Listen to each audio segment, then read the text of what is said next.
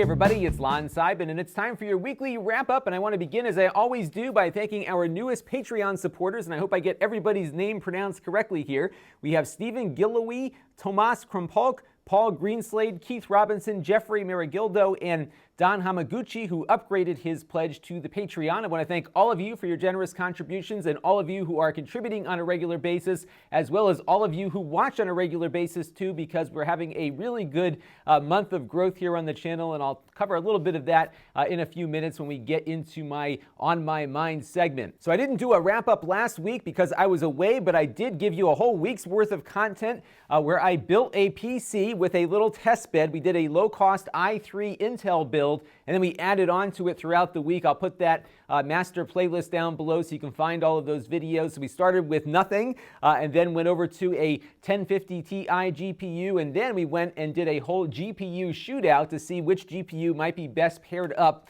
with this low-cost Intel build. A lot of good content there. A lot of you enjoyed that, so definitely check it out if you missed it. And then last night I had one of my 2 a.m. sessions where I was reviewing the Google Wi-Fi, which is the brand new mesh system that Google has put out to make your Wi-Fi life easier. And this is very much a consumer-driven product, and a lot of you have had a lot of questions on this that I might compile into a separate video. There are so many. And really, I think the bottom line with this thing is that if you're thinking about, oh, maybe I can use this as a bridge to my current Wi-Fi, or maybe I can use the Ethernet in some crazy way, this really doesn't do all of those things. It's probably capable hardware-wise, but they have locked these things down on purpose. They are really designed to work together or work with the Google On Hub to provide mesh networking in your home. If you are a techie watching this channel, as many of you are, this is probably not the product to get for configuring something exactly the way you want it. I think those Unify access points that I reviewed a couple of months ago are best for that, but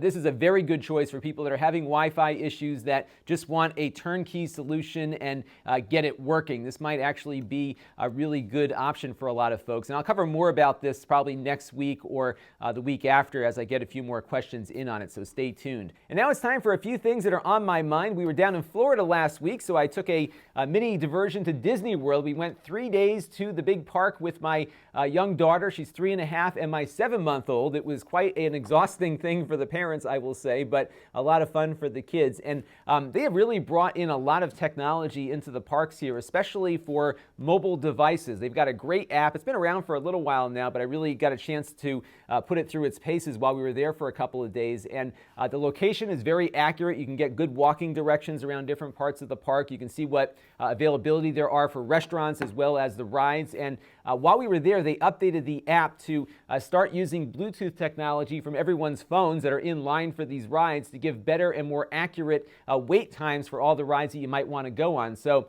up until this update, they had a card that they would give out randomly to people in line, and they would see how long it would take that card to get to the end of the line. It looks like they're still doing that, but now using the apps and people's Bluetooth to better track how quickly those lines are moving, which was pretty cool. They have a really neat feature called Fast Pass, which allows you to, ahead of time, book 3 rides a day that you want to get on quickly. So they give you an appointment time. You arrive within that hour window, and you scan your little RFID wrist tag that they give you, and they let you right in, which is pretty cool. So that was a neat thing. And the last thing is the photography that they have there. So there are photographers now all over the park, and they have cameras. They're SLRs from Nikon, but they're all linked up with this Disney Photo Pass thing, which, by the way, they charge you $160 for. And what they do is take a picture of you, and then you can scan your wristband with them, and your pictures will show up in your phone almost instantaneously. So if you have your kids and they're visiting some of the characters, or you've got a couple of these scenic areas around the park, they will take your picture and gladly sell all the pictures to you for $160. So they know how to make some money and do it in a high-tech way. And I also wanted to talk about some YouTube drama I've been following over the last couple of days. It seems like every week there's got to be something new to complain about on the platform. And this one was interesting because what I'm experiencing is the opposite of what some of these big-time YouTubers are complaining about. So PewDiePie and a bunch of others have been saying that their videos are not popping up on the main suggested feed on the front page of YouTube when you log in, and that their traffic is suffering because of it. So PewDiePie was saying that he uploaded a vlog, and usually he gets several million views on it. He's getting far less than that. He's very concerned that YouTube has it out for him. And what I've been seeing over the last couple of weeks is the exact opposite. In fact, right when all of these folks started complaining, my traffic went up substantially. In fact, YouTube started putting some of my videos into the suggested feed of a lot of people who were not subscribed to the channel but were interested in the topics that I cover. So the GPD Win, that handheld Windows computer that I reviewed, that one was getting a ton of traffic, and it brought a lot of new subscribers to the channel. There was a few other things like my MacBook adventure that also made it into those feeds as well. And I've been seeing a huge spike in traffic beyond what I usually see during the holiday season. So this was really substantial growth for me. And I have a feeling, a theory of course, because YouTube never communicates anything to anybody, that maybe YouTube is experimenting with putting more smaller channels in front of more people to diversify their content a little bit. Because, you know what, if you're going to YouTube every day and all you see is PewDiePie and all these other big time YouTubers every time you log in, at some point you might get bored of that content and want to move on. And they're trying to keep people on their platform as much as they can. So I have a feeling that they were doing something to the algorithm to maybe give some of us little guys and gals a shot at some more traffic. And it looks like now, as you can see here on the end, it's starting to tail off a bit. And I wonder if perhaps all of that complaining led to the algorithm being dialed back, because this is really right around the time that these complaints started hitting the YouTube platform. And now that everyone has said their piece, it has dropped off quite a bit. So we'll have to see what the next couple of weeks holds, but it was good while it lasted. And on a related note, I started uploading some content to vid.me, and they began as kind of a video platform for Reddit, but now they have developed their own community system and are attracting a lot of YouTubers actually. So I figured, hey, why not? It's a new and emerging platform. I'll stick some content up there. And the nice thing is it's very easy for me to get my content uploaded to there. So I'll probably be sending videos up to that place a couple of days after I put them up here on YouTube, just because I want to diversify where my videos live, just in case anything ever happens to one of these platforms that I'm on. Right now there's no revenue sharing just yet, but they're working on that. They're a small team actually, maybe like 15 people or less, but they've been really helpful. They were nice enough to spend some time on the phone with me when I first uploaded my video. They reached out to me actually, which is so unusual to actually have the company get in touch with me. So that was cool, and they've been really great so far. So definitely check it out. It's vid.me. I've got my page over at Lon.TV/vidme, so you can subscribe to me on there as well. You'll see the same content you see here initially, but as that platform develops, there might be content that might be a better fit there versus YouTube, and we'll see what I do with it over time. But I'm really pleased that there is a video platform developing that appears to be attracting some very talented YouTubers and their audiences too, which is always a good thing to have some alternatives. And now it's time for some Q&A, and I got a good question here from Chet Kloss, who was wondering if you built a good gaming PC, could it also be used for video editing? And the answer is a resounding yes, because a lot of the things that your gaming PC needs for good gaming performance, namely GPU and CPU performance, will also carry over for video editing. I will say though that the processor choice on a video editing computer is probably a little more important than the GPU might be, because you definitely need the horsepower to do a lot of the video compression and some of the things that are more CPU intensive. So I do recommend getting a quad-core i5 or i7 processor for the best performance. And you'll see that performance, especially when you're rendering out your final video for upload to YouTube or another platform. So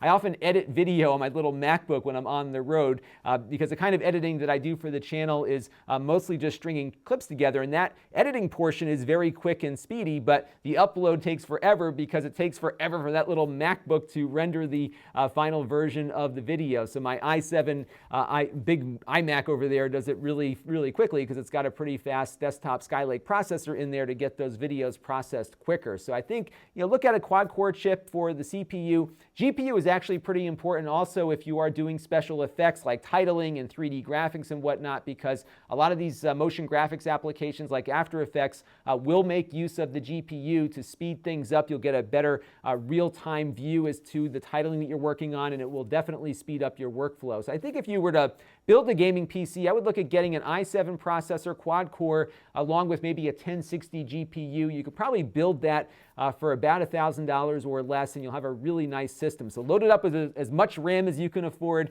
get that quad-core chip and a nice 1060 GPU or better, and I think you'll have a very good video editing experience on your gaming PC. And we had a lively discussion from my Vizio soundbar review the other day about the fact that I didn't do a sound test in that video. And the reason is that it's impossible for a sound test in a YouTube video to give you a sense as to exactly how that speaker system sounds, because you're relying on the microphones that I'm using at the time to record the audio, which, by the way, is then compressed probably 2 or 3 times before it ends up on your computer or on your smartphone. And then whatever speakers you have attached to your computer or whatever headphones you have hooked up to your smartphone will then determine what that audio sounds like. In other words, it's impossible to get a real sense as to what something sounds like by doing a sound test, and I think it's a waste of everyone's time for me to do that. So my focus on speaker reviews is to show the features of the hardware that we're looking at and then give you an accurate description as to how I interpret the sound, so you can get a feel as to whether or not it's something that is worth spending your money on. And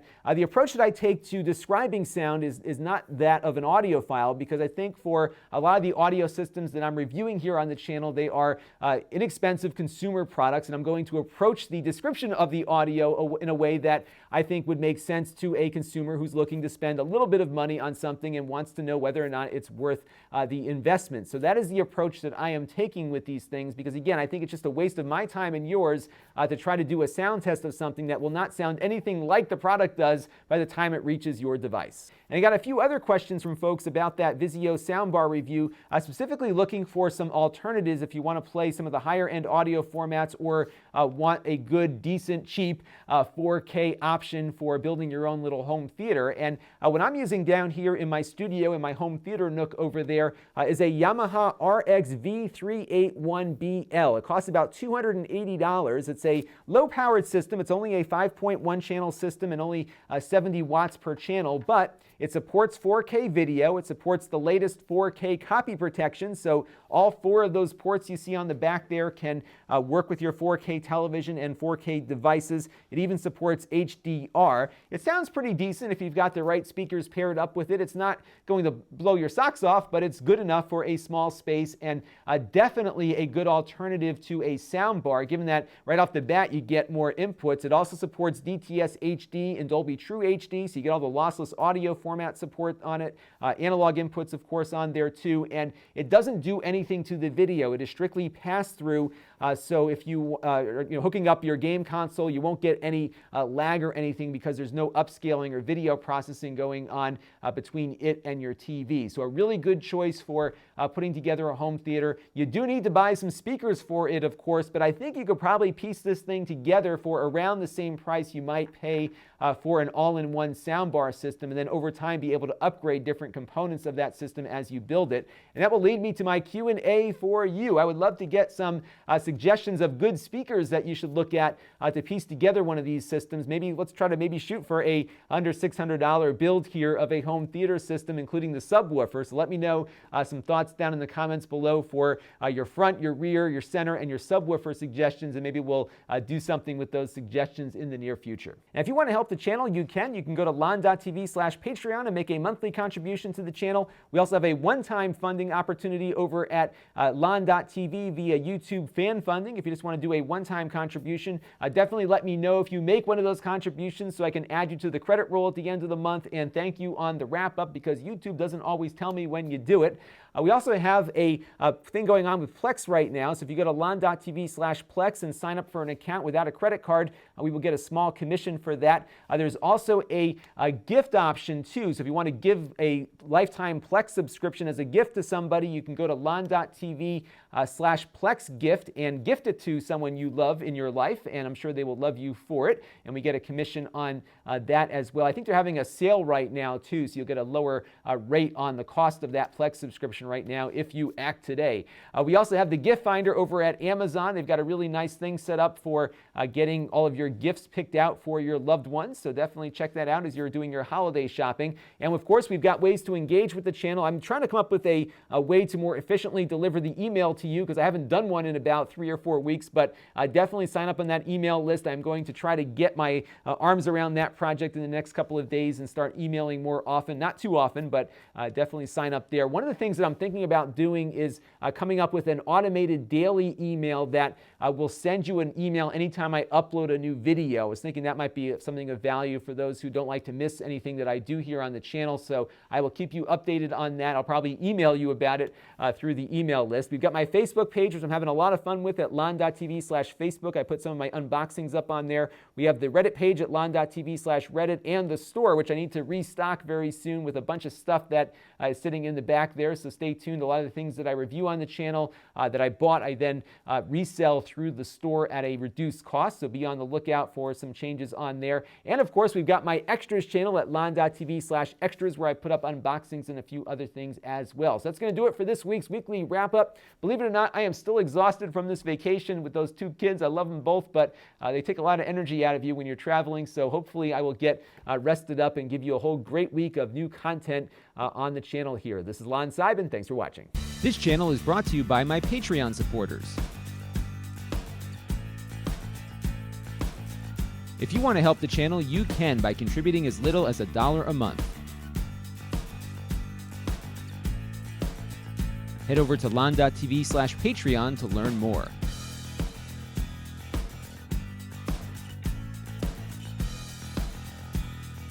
And don't forget to subscribe. Visit Lon.TV/S.